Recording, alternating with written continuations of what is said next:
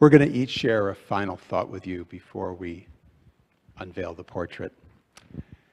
And I will say that not only were we incredibly fortunate to have you with us, but we will always have Hugh with us.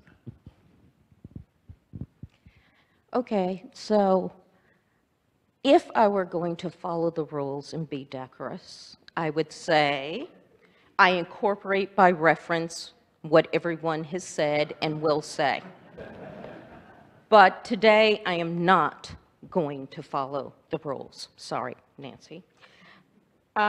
Because I want to say something that I wish I had said to Hugh. Hugh will always have a special place in my heart. He hired me more than 30 years ago and changed my life's trajectory, and for that, I will always be grateful. When I came to the law school, I saw Hugh modeling care and commitment to, of course, the life of the mind. He cared deeply for the law school and just as much for its people. Hugh was present. His door was open to all, and he listened, despite his habit of conveniently and adroitly placing supplicants where they could see a sheet of paper with the words, "What part of no don't you understand?" taped to the opposite door. He was convivial and shared with delight his Virginia ham and the biscuits he made himself. He lived life with gusto and was adventurous, eagerly trying Polish vodka with his just shucked oysters on the half shell. I miss and will continue to miss trying to prevent him from swiping my French fries, hearing his bark of laughter, and seeing the eyebrows that could dance when he was amused and knit themselves into socks when he was not. Traveling with him was also an adventure, particularly if he were the one driving.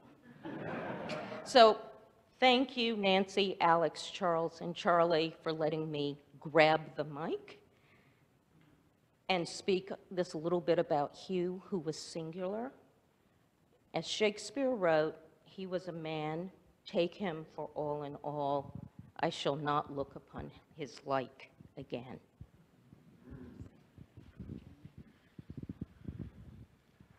I'm honored to be here. One word that has not been spoken yet but captures Hugh for me was inspiring. And I'm from New York. I don't find many things inspiring. Nancy wanted us to single out one thing. And for me, it was Hugh never missed an opportunity to turn a situation towards the mission.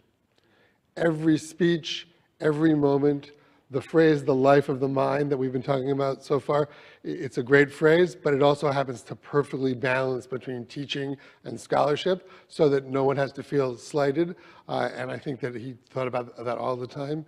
Nancy, the commencements that you mentioned, here's a story he told at every commencement to all the students. He was heading towards the students who ultimately were going to pursue public-spirited careers. But he started with, some of you will choose when you graduate today, to go out and make your fortune and spend every possible minute chasing the dollars so that by the time you reach your golden years, you'll have established a large pile and you'll begin to wonder, what can I do to atone for all the things that happened to me? And he said, and this, he said, your alma mater can help. And so for every time I saw him, you know, I wanted, when I was hired here when I was very young, I wanted to be a dean. I watched him very carefully. He had many talents.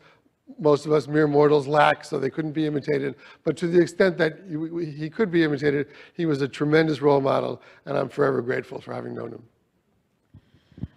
Well, I don't know how I can follow all these great statements, but I just can't say much because I promised Nancy I wouldn't. But Hugh was so good to me when I came as dean, and you can imagine how intimidated I was by Hugh, as everyone who ever met him was.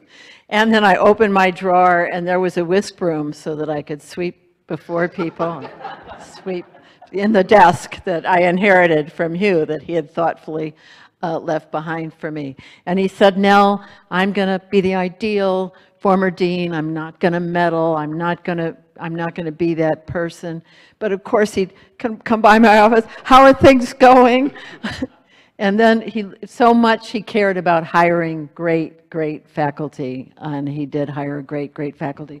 During the annual search for new faculty, my first year, there was a blizzard. I'm over there on Beacon Street. The doorbell rings. I answer the door. There's Hugh, right, in the middle of a blizzard. And he said, I just happened to be in the neighborhood. How is the faculty search coming? Come on in, Hugh, have a drink.